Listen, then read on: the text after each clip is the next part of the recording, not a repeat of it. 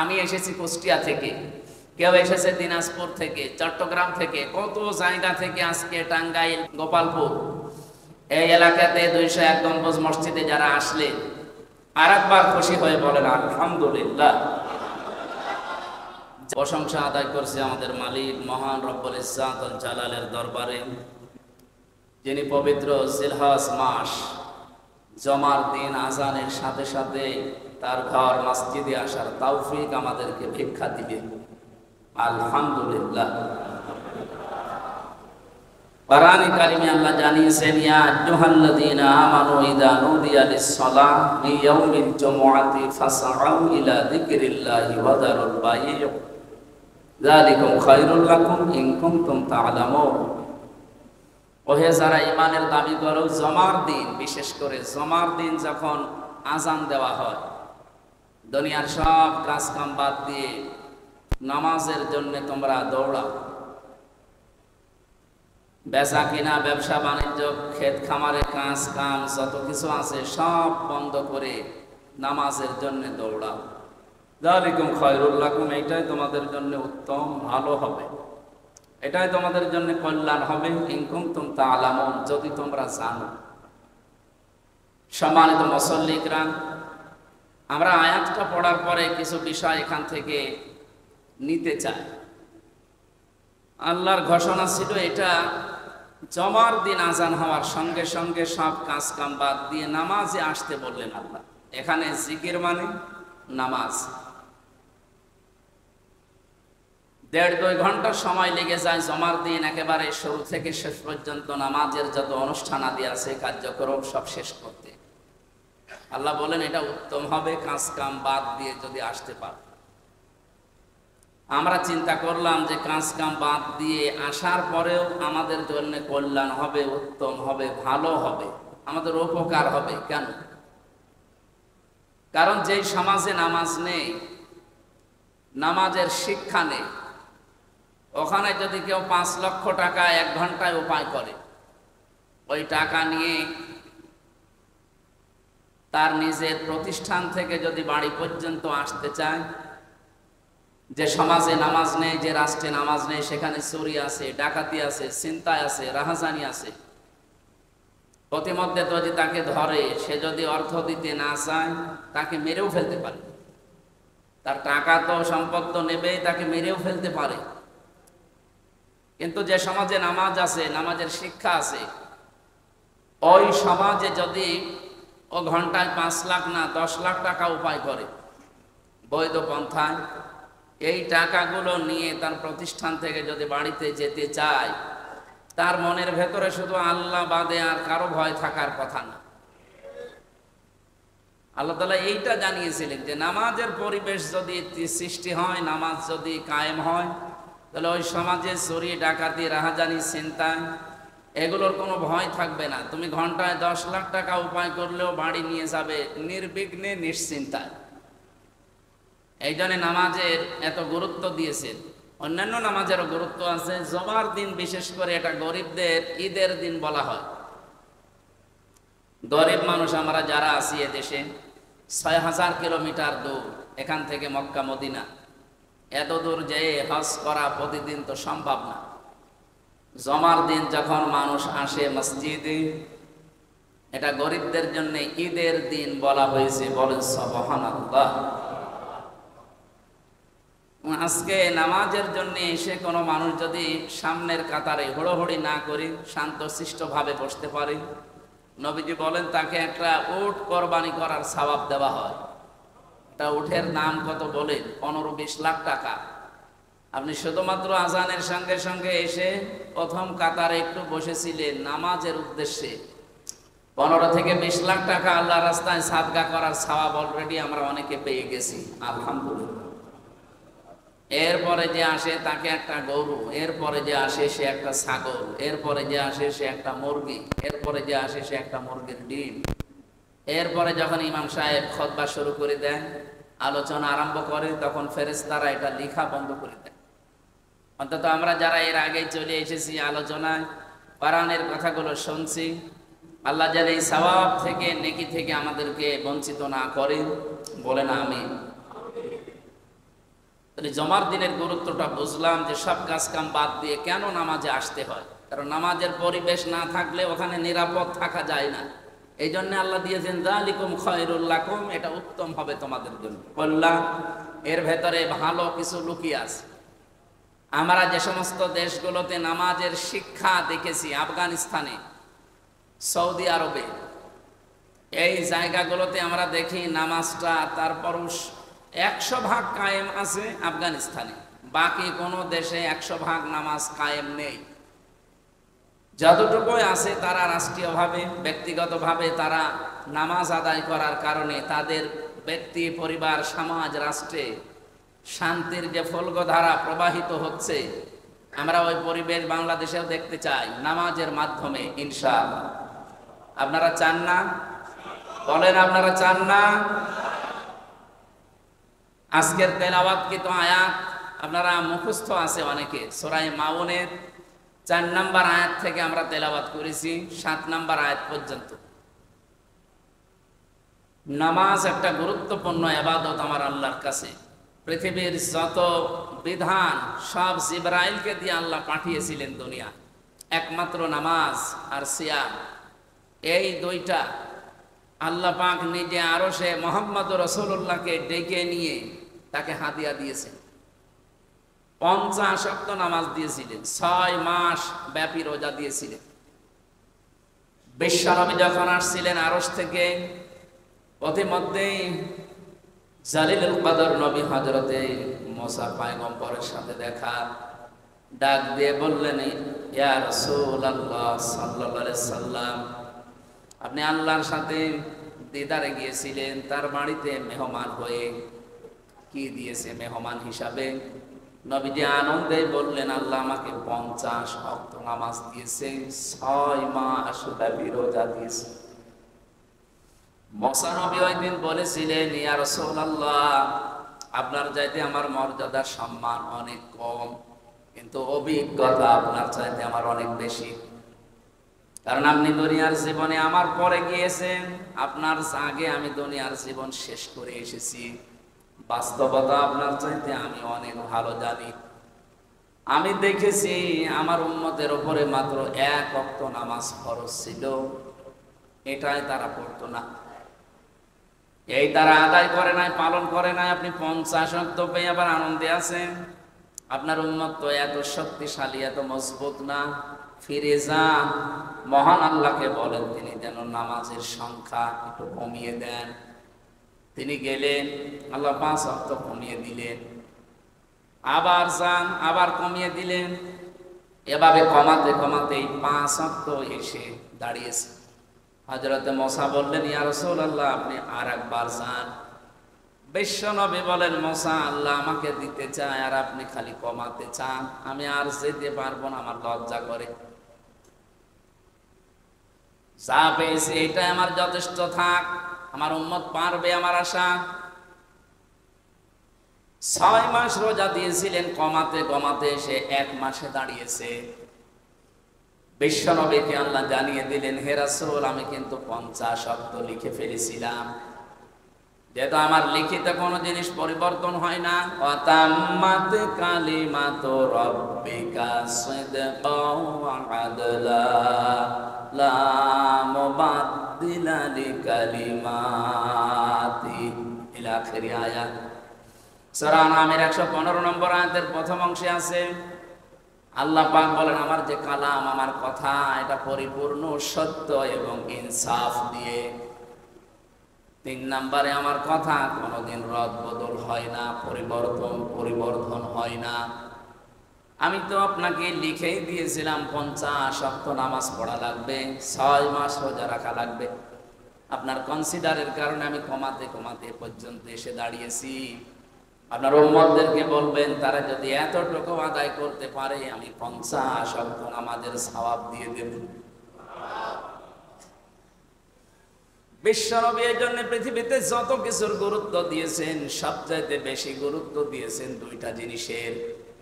যেদিন তিনি ইন্তেকাল করবেন, ওই দিন ছেলের কথা, মেয়ের কথা, স্ত্রীর কথা, নাতির কথা বলেন নাই। তিনি বলেছিলেন, আসসালাত আসসালাত ওয়া মা মালাকাত আইমানুকুম আস-সালাত, আমার উম্মতেরা জীবনে যাই করো নামাজ ছেড়ে দিও না।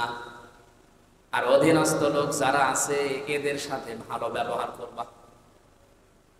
জীবনের শেষ কথা ছিল তার এই দুইটা। বাংলাদেশের বিভিন্ন প্রান্ত থেকে যারা এই মসজিদে 201 গম্বুজ মসজিদে এসেছে নামাজ আদায় করার জন্য, কান খাড়া করে শোনেন, জীবনে যত কিছুই হয়ে যাক নামাজ বাদ দেওয়া যাবে না। নবীজি বলেন, মেয়েদের যখন সন্তান পৃথিবীতে আসে প্রথমে পানি দেখা যায়, এরপরে রক্ত দেখা যায়, এরপরে সন্তানের মাথা বের হয়। কোন মহিলার যদি লজ্জা স্থানে অলরেডি পানি চলে এসেছে, এমন সময় যদি নামাজ আরম্ভ হয়ে যায় যে নামাজে রক্ত চলে এসেছে, তোলার ভেতরে মেয়েটাকে বিছিয়ে দিয়ে বলো যে নামাজ পড়তে। আমার মুসলমান ভাইরা, কত গুরুত্বপূর্ণ আপনি চিন্তা করেন। যেখানে জীবন মরণ নিয়ে টানাটানি, সন্তানের মাথা অলরেডি বের হয়ে গেছে, এত বড় কঠিন পরিস্থিতিতে যে আল্লাহ আমাদেরকে নামাজ পড়তে আদেশ দিতে পারেন, আমরা যারা সুস্থ সবল ভালো মানুষ নামাজ পড়ি না। আল্লাহ বলেন, যারা সুস্থ থাকার পরেও নামাজ পড়ে না, আমি আল্লাহ নিজে তাদের দায়িত্ব ছেড়ে দেই। বলেন নাউজুবিল্লাহ। জীবনের শেষ দিন তিনি এই কথা বলার পরে যখন অসুস্থ হয়ে একেবারে বিছানাগত, নবীজি ডাক দিয়ে বললেন, আয়েশা, আমার সামনের যে মসজিদের দরজা আছে একটু খুলে দাও, আমার মাথাটা একটু 3-4 জন মিলে পোষা করে ধরো। দরজা খুলে দেওয়া হয়েছে, নবীজির মাথাকে পোষা করে ধরা হয়েছে। নামাজের দৃশ্য দেখলেন, কাতার সোজা করে মানুষ নামাজে দাঁড়িয়ে আছে। বিশ্ব নবী বললেন, আমাকে আবার কাত করে শুয়ে দাও। তিনি শুয়ে পড়লেন। হযরতে আয়েশা বলেন, হে রাসূল, আপনি নামাজের দৃশ্য দেখে কাঁদতেছেন, চোখের কোণায় আপনি পানি দেখতে পাচ্ছি, কাঁদেন কেন? এটা তো কাঁদার দৃশ্য না। নবীজি বলেন, আয়েশা, এটা আমার দুঃখের পানি না, এটা আমার তৃপ্তির পানি। এই নামাজ কায়েমের জন্য উহুদের ময়দানে আমার দাঁত ভেঙে গেছে, আমার মাথার ভেতরে কড়া পর্যন্ত প্রবেশ করেছে। কত জায়গায় সাহাবায়ে কেরাম জীবন দিয়েছে, আমার শরীর থেকে রক্ত পর্যন্ত ঝরেছে তায়েফের ময়দানে। আজকে যে দৃশ্যটা দেখলাম নামাজে, আমার মন বলতেছে কিয়ামত পর্যন্ত আমার উম্মত দুনিয়ায় যারা আসবে এভাবে কাতারবদ্ধ হয়ে তারা জামাতে নামাজ আদায় করবে। এই উদ্দেশ্য নিয়ে এখানকার যিনি দায়িত্বে আছেন জনাব রফিকুল ইসলাম, বীর মুক্তিযোদ্ধা, এবং তার ভাই মাওলানা হুমায়ুন কবির সহ তার পরিবারস্থ লোকরা এই মসজিদটা এলাকার মানুষকে সাথে নিয়ে বানিয়েছে জামাত কায়েম করার জন্য। নামাজের জামাত। কিসের নামাজ? কিসের জামাত বলেন তো? নামাজের জামাত। আল্লাহ পাক জানিয়েছেন কোরআনে, ওয়াকিমুস সালাতা ওয়া আতুজ যাকাতা ওয়ারকাউ মা'আর রাকিমিন। সূরা বাকারার ভেতরে এসেছে, তোমরা নামাজ কায়েম করো, সম্পদ থাকলে যাকাত আদায় করো, আর রুকুকারীদের সাথে রুকু করো। তার মানে জামাতবদ্ধ হয়ে নামাজ পড়ো। এজন্য জামাতবদ্ধ হয়ে নামাজ আদায় করা এটা কিন্তু ফরজ। কোন কোন ইমাম বলেছে এটা ওয়াজিব। ইমাম আবু হানিফা রাহমাতুল্লাহ আলাইহির মত, নামাজ আদায় করা জামাতে, এটা যে কত বড় গুরুত্বপূর্ণ কাজ। একজন অন্ধ পর্যন্ত এসে রাসূলুল্লাহকে বলেছিল, হে রাসূল, মসজিদ থেকে আমার বাড়ি একটু দূরে, আমি তো সবসময় সাথী সঙ্গে পাই না, মানুষজন পাই না, আমি তো একা একা চলতেও পারি না।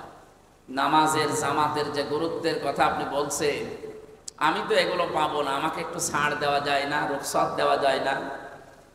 নবীজি বললেন, ঠিক আছে, তোমাকে ছাড় দিলাম, রুখসত দিয়ে দিলাম, যাও। লোকজন না পেলে তোমার মসজিদে আসার দরকার নেই, বাড়িতেই নামাজ পড়ে নিও। হাদিস বর্ণনাকারী সাহাবী হযরত আবু হুরায়রা বলেন, লোকটা যখন হেঁটে চলে যাচ্ছিল অন্ধটা, নবীজি আবার তাকে ডাকলেন, জিজ্ঞাসা করলেন, তোমার কান ভালো আছে? বলে হ্যাঁ। তুমি কি আজান শুনতে পাও? বলে হ্যাঁ। আমার নাই চোখ খারাপ, কিন্তু কান তো আমার ভালো আছে, আমি মসজিদের আজান শুনতে পাই। নবীজি বললেন, মুয়াজ্জিনের আজানের জবাব দিবা, আর নিজের বাড়ি থেকে মসজিদ পর্যন্ত একটা রশি টাঙিয়ে রাখবা। নামাজের সময় হলে রশি ধরে ধরে এসে জামাতে হাজির হবা। একজন অন্ধকে পর্যন্ত নবীজি ছাড় দেননি, আর আমরা তো ভালো মানুষ, হাতে পায়ে ধরে আপনাদেরকে আমি বলি, কে কোন আদর্শ মানেন, দল করেন, ওটা এখন পরে। আল্লাহর বান্দা থাকতে চাইলে আপনাকে নামাজ মাস্ট বি পড়া লাগবে। নবীজি বলেন, কাফের বান্দা আর মুসলমান ইমানদার বান্দার ভেতরে পার্থক্য এই নামাজ। যে নামাজ পড়ে সে মুসলমান, আর যে নামাজ পড়ে না সে কাফের হয়ে গেল। বলেন নাউজুবিল্লাহ। কোরআনে কারীম জানিয়েছে, সূরা তাহা 132 নম্বর আয়াতে আছে, ওয়া'মুর আহলাকা বিস-সালাতি ওয়াসতাবির আলাইহা লা নাসআলুকা রিজকা নাহনু নারযুকুকা ওয়াল আকিবাতু লিত-তাকওয়া। হে নবী, আপনি নিজে নামাজ আদায় করেন, পরিবারস্থ লোকদেরকে আপনি আদেশ দেন তারাও যেন নামাজ পড়ে। আমি আপনার কাছে রিজিক চাই না, রিজিক আমি আপনাকে নিজেই দান করে থাকি। আর শুভ পরিণাম যারা মুত্তাকি তাকওয়া অবলম্বন করে জীবন চালাবে তাদের জন্য অপেক্ষা করছে। নবীজির প্রতি যত নির্দেশ ছিল এই পৃথিবীতে, আমি কোরআন পড়ে হাদিস পড়ে সবচাইতে বেশি গুরুত্বপূর্ণ নির্দেশ হিসাবে আমার নজরে এসেছে এই সালাত, এই নামাজ। এজন্য আহ্বান জানাবো, জীবনে আর যাই করে নামাজ ছেড়ে দেওয়া যাবে। অনেকে বলে আমি শেষ বয়সে নামাজ আরম্ভ করব। নামাজ ভালো কাজগুলো যখন শুরু করব, আগে অন্যায় কাজ ছেড়ে দেই, এরপরে নামাজ শুরু হবে না। খারাপ কাজ কোনদিন ছেড়ে দিয়ে নামাজ আরম্ভ করবেন, এটা শয়তান জীবনও আপনাকে সুযোগ করে দেবে না। আপনাকে অন্যায় কাজ করার পাশাপাশি নামাজ যদি আরম্ভ করেন, নামাজই আপনাকে অন্যায় কাজ থেকে বাঁচাবে। সাহাবী এসে বলে, হে রাসূল, একজন নামাজও পড়ে চুরিও করে, নামাজ পড়ে মিথ্যা কথা বলে। নবীজি বললেন, তাকে চুরি করতে দাও, নামাজ পড়তে দাও, অতি শীঘ্রই তার নামাজ তাকে অন্যায় কাজ থেকে বাঁচিয়ে রাখবে। বলেন সুবহানাল্লাহ। নবীজির এই কথার পরিপ্রেক্ষিতে আল্লাহ কোরআনে কারিমে আয়াত নাযিল করে ঘোষণা দিলেন, ইন্নাস সালাতা তানহা আনিল ফাহশাই ওয়াল মুনকার ওয়ালা যিকরুল্লাহি আকবার ওয়াল্লাহু ইয়ালামু মা তাসনাউন। অবশ্যই নামাজ, আল্লাহ শুধু সালাত দিতে পারতেন, ইন্না লাগিয়েছেন। বাংলার মুসলমানেরা, আল্লাহ যদি গ্যারান্টি দেয় কোন বিষয়ের, এর গুরুত্ব যে কত বেশি আমাদের মাথায় ধরবে না। আল্লাহ বলেন অবশ্যই নামাজ মানুষদেরকে অন্যায় অশ্লীল অবৈধ কাজ থেকে বিরত রাখে। আর যত জিকির দুনিয়ায় আছে, সব চাইতে বড় জিকির হচ্ছে নামাজ। তোমরা যা করো সব বিষয়ের খবর রাখেন কে? আরো জোরে বলেন কে? হযরতে মুসা নবীকে আল্লাহ যেদিন নবুয়ত দান করেন, কোন কথা তাকে আল্লাহ বলেননি, সর্বপ্রথমে নির্দেশ দিয়েছিলেন এইটা, ইন্নানি আনাল্লাহু লা ইলাহা ইল্লা আনা ফা'বুদনি ওয়া আকিমিস সালাতা লিযিকরি। অবশ্যই আমি আল্লাহ, আমি বাদে আর কেউ নেই, সুতরাং ইবাদত যদি করাই লাগে আমার ইবাদত করবা। ওয়ালা যিকরুল ওয়া আকিমিস সালাতা লিযিকরি, আর আমার স্মরণের জন্য, আমাকে মনে রাখার জন্য নামাজ কায়েম করবা। বাংলার মুসলমানেরা, নামাজ এই জন্যে গুরুত্বপূর্ণ একটা বিধান আল্লাহর পক্ষ থেকে এসেছে, সেটা আদায় করার জন্যই আমরা আজকে মূলত এখানে এসেছি। আমি এসেছি কুষ্টিয়া থেকে, কেউ এসেছে দিনাজপুর থেকে, চট্টগ্রাম থেকে, কত জায়গা থেকে আজকে টাঙ্গাইল, ভুয়াপুর, কি গোপালপুর, এই এলাকাতে 201 গম্বুজ মসজিদে যারা আসলেন, আর একবার খুশি হয়ে বলেন আলহামদুলিল্লাহ। জাহান্নামে যাওয়ার যত কারণ আছে আমি পড়া কোরআন শরীফের ভেতরে যত কারণ পেয়েছি জাহান্নামে মানুষ যাবে, তার ভেতরে অন্যতম কারণ হচ্ছে নামাজ ছেড়ে দেওয়া। কেউ যদি নামাজ ছেড়ে দেয় সে যে জাহান্নামে যাবে, এটা আল্লাহর ফতোয়া সূরা মুদ্দাসসিরে আছে। রব্বুল আলামিন বলেন, মা সালাকাকুম ফি সাকার ক্বালু লাম নাকু মিনাল মুসাল্লিন ওয়া লাম নাকু নুতঈমুল মিসকিন ইলা আখির আয়াত। বাংলার মুসলমানের একটু খেয়াল করেন, এখানে এতদিন আয়াত শুনেছেন আপনি, কিন্তু আজকে নতুন ভাবে শুনবেন। আল্লাহ বলেন জাহান্নামের ফেরেশতা মালিক দারওয়ান যিনি দাঁড়িয়ে আছে গেটে, এই সাকার নামে একটা দরজা আছে জাহান্নামের, এটা ভয়ঙ্কর একটা দরজা। এখানে যত মানুষ যাবে ফেরেশতা জিজ্ঞাসা করবে, কেন জাহান্নামে আসলেন? এই জায়গাটা তো ভালো না। যতগুলো মানুষ জাহান্নামে যাচ্ছে ওই দলের সবাই বলবে, লাম নাকু মিনাল মুসাল্লিন, আমরা মুসল্লি ছিলাম না, নামাজ পড়তাম না। মুসলমান ভাইরা বলেন তো, এখানে ক্বালু, যারা গ্রামার বসে আরবি আলেমরা, এখানে আল্লাহ কোন মানুষকে নির্দিষ্ট করে বলেন নাই যে মুসলমান নামাজ পড়ে না, যে হিন্দু নামাজ পড়ে না, যে খ্রিস্টান নামাজ পড়ে না, এ কথা নেই। যেহেতু আল্লাহ ক্বালু লাম নাকু মিনাল মুসাল্লিন দিয়েছেন, যারা নামাজ পড়ে না তারা সবাই এক বাক্যে এই কথা বলবে যে জাহান্নামে সাকারে এসেছি, আমরা নামাজ পড়তাম না। তাই আমার প্রশ্ন হচ্ছে, ইহুদিরা নামাজ পড়ে? জবাব দেন না। খ্রিস্টানরা নামাজ পড়ে, হিন্দুরা নামাজ পড়ে, বৌদ্ধরা নামাজ পড়ে, তার মানে ওরা আগেই মাইনাস। এ কথাটা আল্লাহ জানাতে চেয়েছেন মুসলমানদের ভেতরে যারা দাবি করে কিন্তু নামাজ পড়ে না, এরা যে জাহান্নামে সাকারে যাবে। আর কারো ফতোয়া লাগবে? এই জন্য আশা করছি জীবনে যত কিছু হয়ে যাক, নামাজ বাদ দেওয়া যাবে না। বিশেষ করে ফরজ নামাজ, আপনি সময়ের অভাবে যদি সুন্নত নফল নামাজগুলো পড়তে না পারেন পরবর্তীতে পড়ে নিয়েন, কিন্তু ফরজ নামাজ মাস্ট বি, এটা পড়াই লাগবে। মুসা আলাইহিস সালামের জামানায় আল্লাহ একবার মুসাকে আদেশ দিলেন, একজন কামারকে সুসংবাদ জানাও, সে আল্লাহর জান্নাতি। হযরতে মুসা আবেগপূর্ণ নবী ছিলেন, কিছু শুনলে শুধু জিজ্ঞাসা করতেন। ডাক দিয়ে বলে, রব্বুল আলামিন কি এমন কাজ করে যে তারে জান্নাতের সুসংবাদ দেওয়া লাগবে? আল্লাহ বলেন, একটু যাও, বাজারের ভেতরে কামার বিভিন্ন জিনিস তৈরি করছে লোহা লক্কর পিটিয়ে। উনি বাজারে গেলেন, দেখলেন এক কর্নারে এই লোকটা লোহা লক্কর পিটিয়ে সোজা করছে আর দা খুন্তা গোড়ালে গুলো বানাচ্ছে। অনেকক্ষণ লক্ষ্য করে দেখলেন, দেখি লোকটা করে কি। তাকিয়ে দেখলেন ওই জামানায় যেহেতু এক ওয়াক্ত নামাজ ছিল, নামাজের সময় হয়েছে, আমাদের যেমন আযান দেওয়া হয় ওই জামানায় হয়তো ওইরকম একটা সিস্টেম ছিল।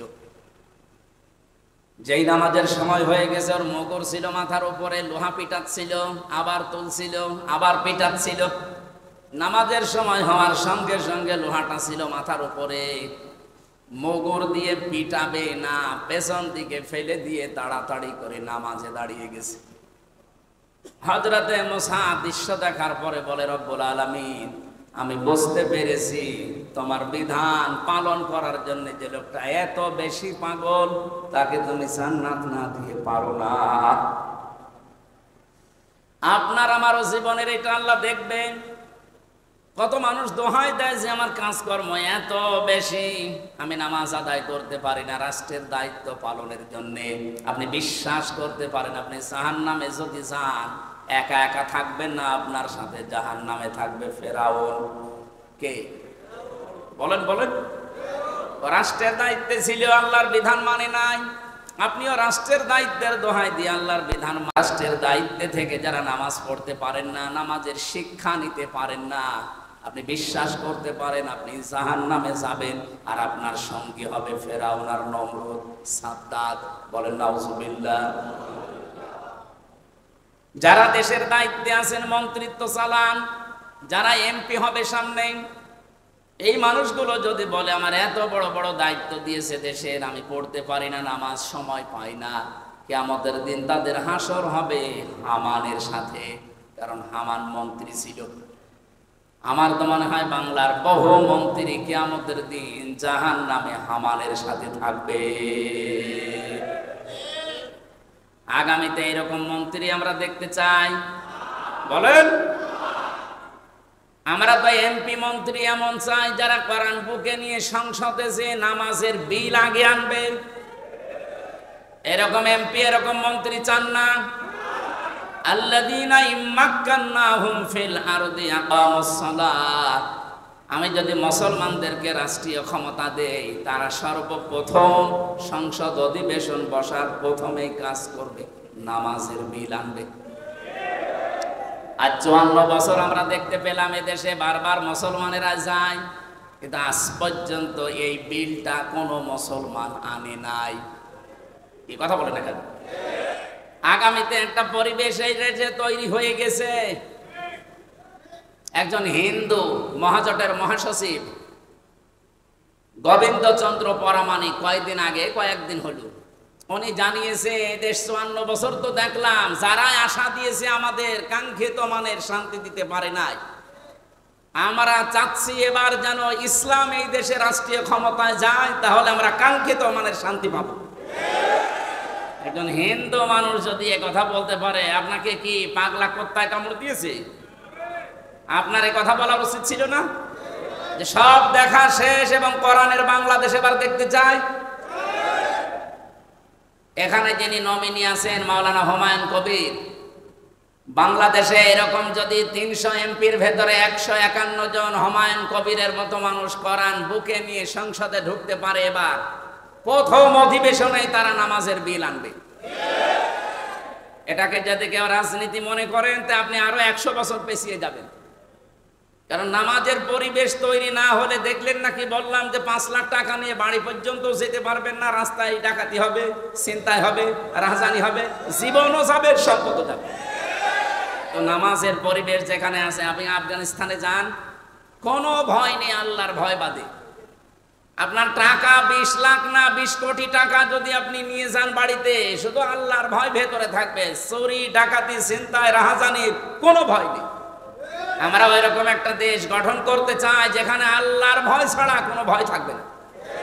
একটা যুবতী মা, যুবতী মেয়ে বাংলাদেশের টেকনাফ থেকে তেঁতুলিয়া পর্যন্ত সে নিজের ইচ্ছায় চলবে।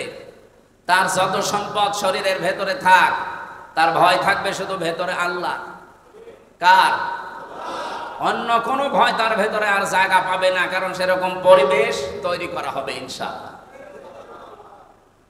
আমার ভাইরা, এখানে রাষ্ট্রের দায়িত্ব থাকার দোহাই দিয়ে যারা এতদিন নামাজ পড়েননি, আগামীতে কেউ যদি রাষ্ট্রের দায়িত্বে পান, বিশেষ করে এমপি মন্ত্রী, উপজেলা চেয়ারম্যান, ভাইস চেয়ারম্যান, মেয়র, এরা যারা দায়িত্ব পাবেন, কোনো দোহাই চলবে না, নামাজ আপনাকে পড়াতে হবে, পড়তে হবে। আমরা বাংলাদেশে 300 এমপি যদি এরকম পেতাম যে যারা নামাজ পড়াতে পারেন, আমার মনে হয় এই দেশে অনেক দুর্নীতি কম হয়ে যেত।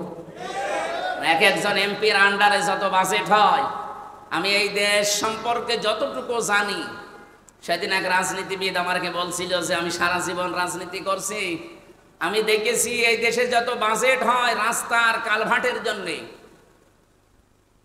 এই টাকাগুলো 100 টাকা বাজেট হলে 3 টাকা খরচ হয়, আর 97 টাকা উপর থেকে নিচ পর্যন্ত আসতে আসতে আল্লাহর বান্দারা খেয়ে ফেলে।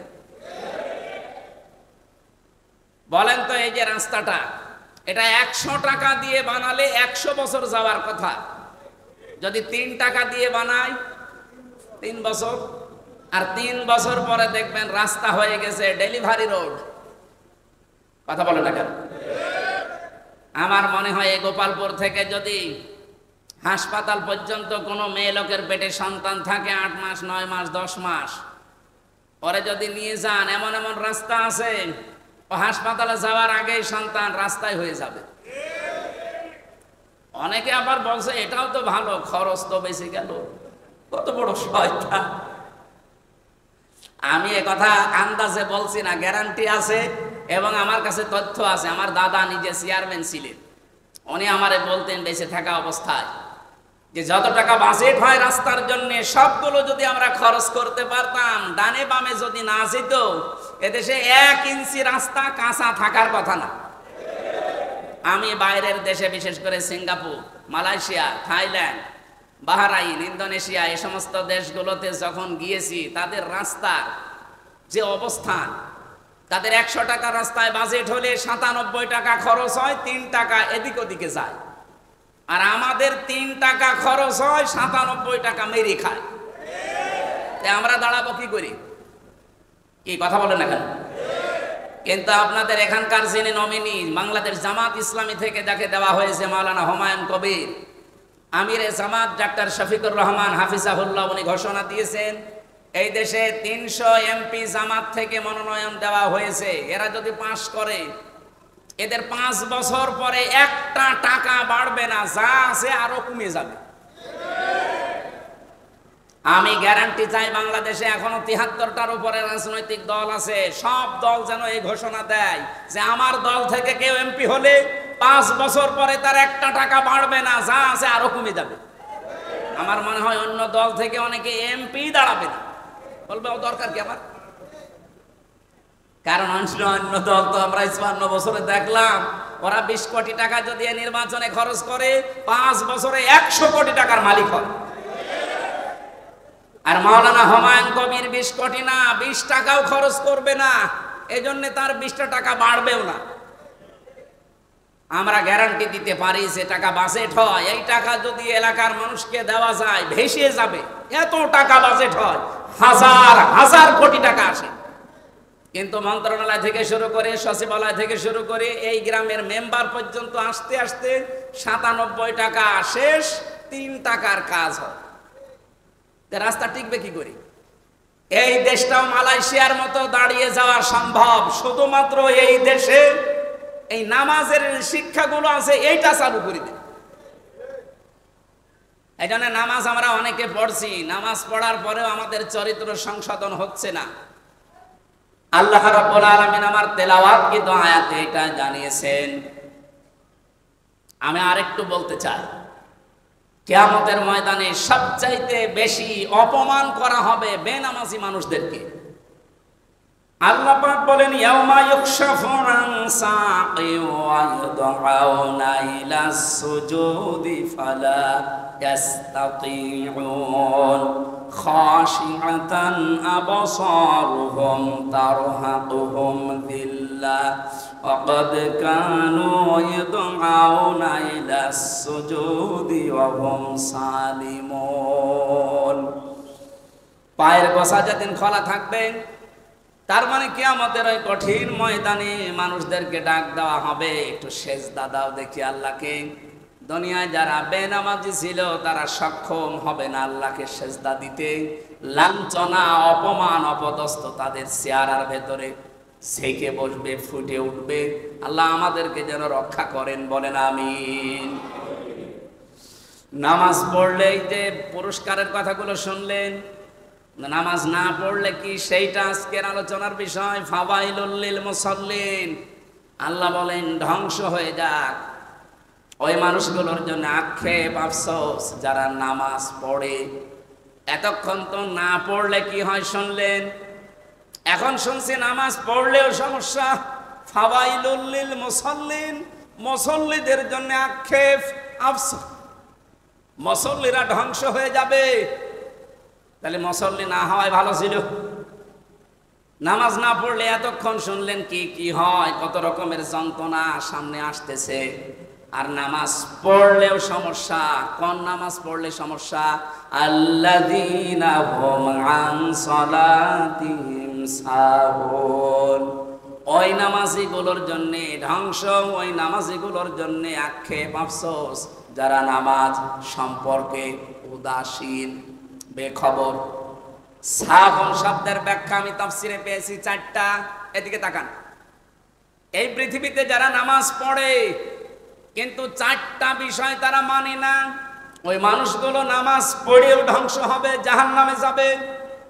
1 নম্বরে নামাজের ভেতরে যাদের খুশু নেই, প্রশ্ন আসতে পারে খুশু এটা কি? নামাজের ভেতরে মন তৈরি করা। নবীজি বলেন মানুষ যখন নামাজে দাঁড়াবে সে যেন এই মনে করে দাঁড়ায় যে আমি আল্লাহর সামনে দাঁড়িয়ে আছি, আমি আল্লাহকে দেখতে পাচ্ছি। কান্নাকা তারাহু, যদি সে দেখতে না পায় সে যেন এই বিশ্বাস নিয়ে নামাজে দাঁড়ায় যে আল্লাহ আমাকে অবশ্যই দেখতে পাচ্ছে।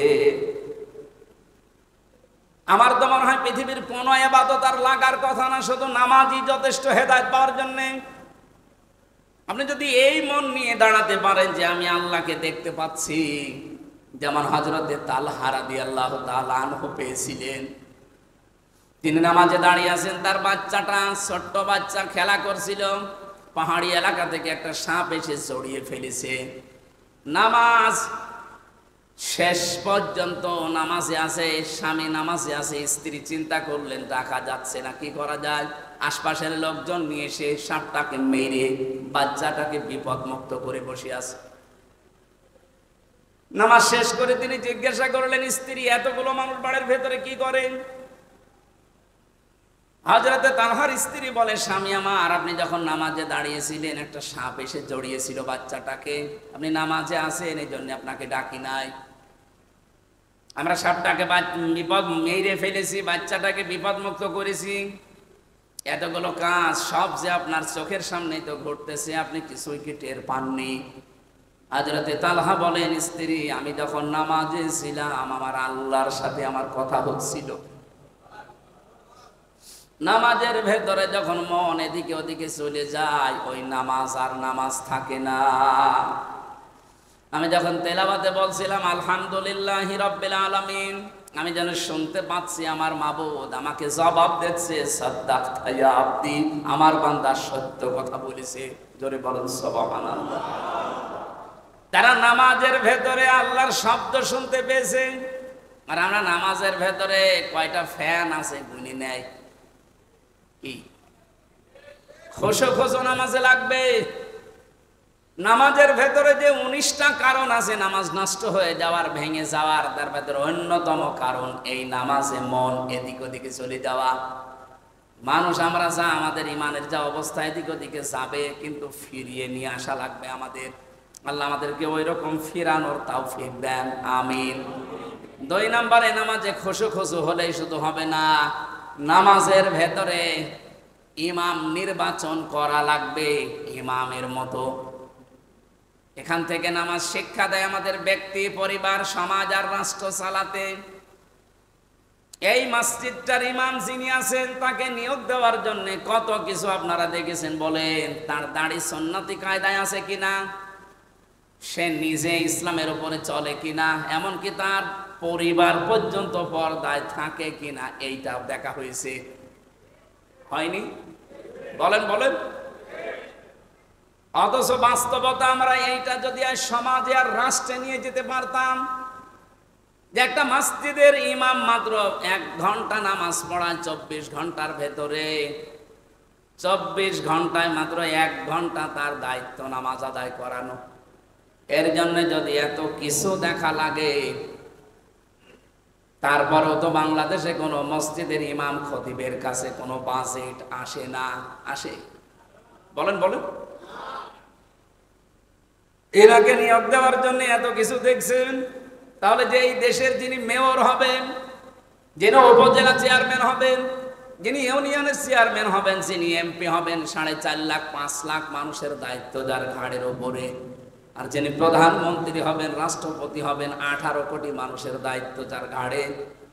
যে সচিবের কাছে, ডিসির কাছে, এসপির কাছে, টিওনোর কাছে, ওসির কাছে, বিশেষ করে রাষ্ট্রের দায়িত্বে যারা আছে, জনগণের প্রতিনিধি, কত টাকা তার কাছে বাজেট আসবে আপনি বলেন?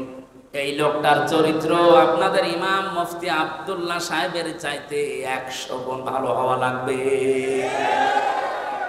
এইটা এসেছিল নামাজ শিক্ষা দেওয়ার জন্য।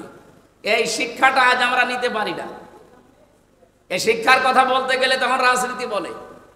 এইটা আজ 54 বছর নিতে পারিনি, এই জন্যই তো এত দুর্নীতি।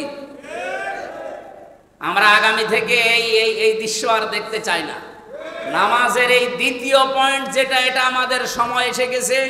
ইমাম সাহেবের যদি এত কিছু দেখা লাগে, তার মাথা থেকে পা পর্যন্ত, আগামীতে যিনি ভোটে দাঁড়াবে তাকে ভোট দেওয়ার আগে ভাববেন যে ওর মাথা থেকে পা পর্যন্ত কি দেখার মতো আছে নাকি খোঁজ খবর নেওয়া দরকার।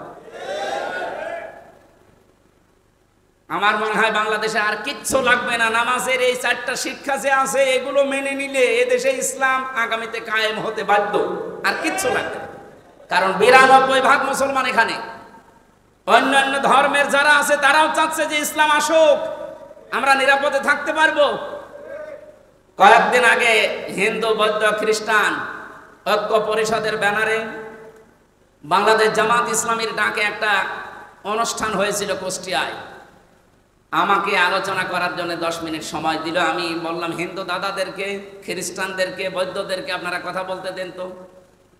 হিন্দু যিনি আছেন সভাপতি কুষ্টিয়ার, উনি মাইক হাতে নিয়ে ভয়ে ভয়ে বলছে, আমরা তো খুব আতঙ্কে আছি, এদেশে যারা ইসলামপন্থী আছেন গ্যারান্টি দিতে পারবেন যদি ইসলাম আসে এদেশে তাহলে আমাদের যে অধিকার আছে আমরা অধিকারগুলো ফিরে পাবো। এতদিন কথা অনেকে দিয়েছে, কেউ কথা, কে যেন বলেছিল না, কেউ কথা রাখে না।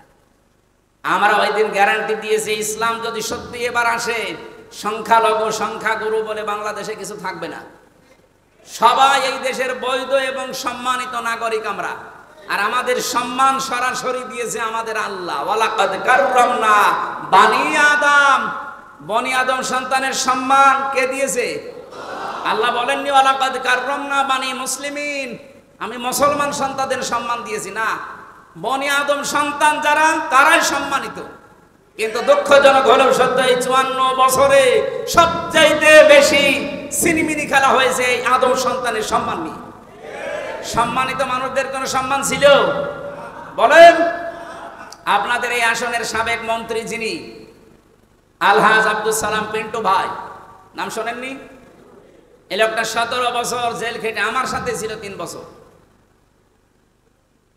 পাশাপাশি বিল্ডিং এ ছিলাম। উনি ছিল 2 নম্বরে, আমি ছিলাম 4 নম্বরে। এই যে এই মানুষটা 17 বছর জীবন থেকে হারিয়ে গেল তার, এখন তিনি খালাস পেয়েছেন। খালাস পাওয়া মানে তার দোষ খুঁজে পাওয়া যায়নি। আমাকে 3 বছর পরে ছেড়ে দিয়েছে, আমার মামলা খারিজ করে দিয়েছে। আদালত কর্তৃক প্রমাণিত যে আমার বিরুদ্ধে মিথ্যা ছিল, যা রিপোর্ট সবগুলো বানোয়াট, একটাও সত্য না, এই জন্য খালাস দিয়েছে। তাহলে 3টা বছর আমার জীবন থেকে কেড়ে নিলেন, আপনি 3টা বছর ফেরত দিতে পারবেন? পিন্টু সাহেবের জীবন থেকে 17 বছর ছিনিয়ে নিলেন, ফেরত দিতে পারবেন? বলেন। এই জন্য আমরা চাচ্ছি আগামী থেকে যে মানুষগুলো ভয়ে ভয়ে যারা কাজ করে, ভয়ে ভয়ে আছে, এই মানুষগুলো যে বলছে আমাদের অধিকার আমরা ফিরে পেতে চাই, ইসলাম আসলে যার যে অধিকার সেটা ফেরত পাবেন। যেহেতু আল্লাহ সম্মান দিয়েছেন, এটা মানুষের বানানো না। আগামীতে বাংলাদেশে মানব সন্তানের সম্মান নিয়ে কেউ যেন সিনিমিনি খেলতে না পারে, সেই রাস্তা আবিষ্কার করা লাগবে। আর এটার জন্য একমাত্র, শুধুমাত্র, কেবলমাত্র পথ ইসলাম। ইসলামের বাইরে কোনো পথে আপনি এই সম্মান দিতে পারবেন না। এদের মতো এরকম মহা প্রতারক একটা জাতি এই ইহুদি, এই পৃথিবীর নিকৃষ্ট মানুষ এই নেতা। এতদিন পর্যন্ত ফিরে যে ধ্বংসযজ্ঞ, হত্যাযজ্ঞ, এই লীলা কাণ্ড চালিয়েছে, কেউ কিছু বলে নাই দুনিয়ায়। এখন ইরানের হাতে পড়েছে, টের পাচ্ছে। কালকে থেকে আরম্ভ হয়েছে, বলছে কেন্দে বাসি ছেড়িয়ে দে মা, কেন্দে বাসি, যুদ্ধ বন্ধ করেন, আমরা শান্তি চাই, আমাদেরকে ফরগিভ আস, মাফ করে দে। কিসের মাফ? কোনো মাফ নেই। সারা বিশ্বের মুসলমানদেরকে আহ্বান জানাবো, 57টা মুসলিম রাষ্ট্রের প্রধান যারা আছেন, অমুসলিম যারা, রাশিয়া, উত্তর কোরিয়া, চীন, এরা পর্যন্ত এখন সাপোর্ট দিচ্ছে ইরানকে যে চালান আপনারা। তারা মানবিকতার কারণে যদি সাপোর্ট দিতে পারে, আমরা ইমানের কারণে 57টা মুসলিম দেশ সাপোর্ট দিতে পারবো না?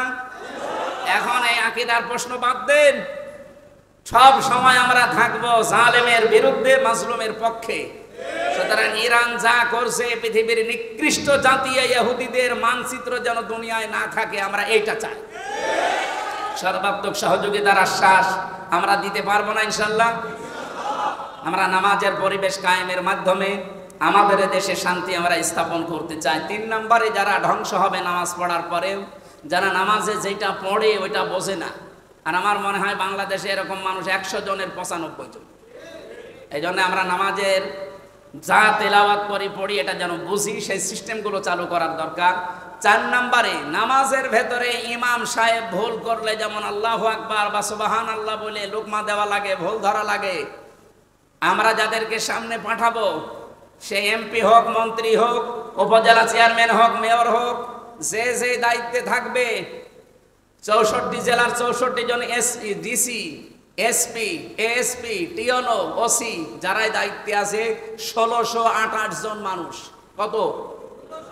এই 1628 জন মানুষ যদি মানবতার বিরুদ্ধে যায়, দেশের বিরুদ্ধে যায়, আল্লাহ রাসূলের বিরুদ্ধে যায়, ইমাম সাহেবের মতো তাদেরকে ঐক্যবদ্ধ হয়ে ভুল ধরা লাগবে, সতর্ক করা লাগবে। এই 4টা কাজ যারা করে না তারা নামাজ পড়েও অয়েল নামক দোজখে যাবে। এটা এত নিকৃষ্ট, এই জাহান্নামে যাদেরকে আল্লাহ দেবে, অয়েল নামক এই জাহান্নামে, একটা গর্ত জাহান্নামে। নবীজি বলেন এই জাহান্নামে যারা যাবে তাদের চামড়া মোটা হবে 400 কিলোমিটার। চামড়া যদি 400 কিলোমিটার হয়, শরীর হবে কত কিলোমিটার?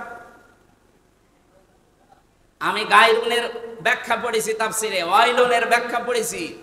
এত বড় বড় কঠিন জায়গা এগুলো, এই নামাজি যারা নামাজের শিক্ষা নিতে চায় না তাদেরকে আল্লাহ এই জায়গাগুলোতে দেবেন। আল্লাহ আমাদের হেফাজত করুন। আপনারা 1টা পর্যন্ত সময় দিয়েছিলেন, আমরা 1:05 বাজে, এখন আর মনে হয় কথা বলা ঠিক হবে না। আয়াতগুলো আগামী থেকে যদি আবার কোনোদিন এখানে আসি বা আমার তাফসির মাহফিল থাকে, সেখানে আবার পরের কথাগুলো বলবো ইনশাল্লাহ। নামাজের বিষয়গুলো আমাদের প্র্যাকটিক্যাল লাইফে আল্লাহ সেট করার তৌফিক যেন দান করেন, বলেন আমিন। বারাকাল্লাহু লানা ওয়া লাকুম ফিল কোরআনিল আযীম। আসসালামু আলাইকুম।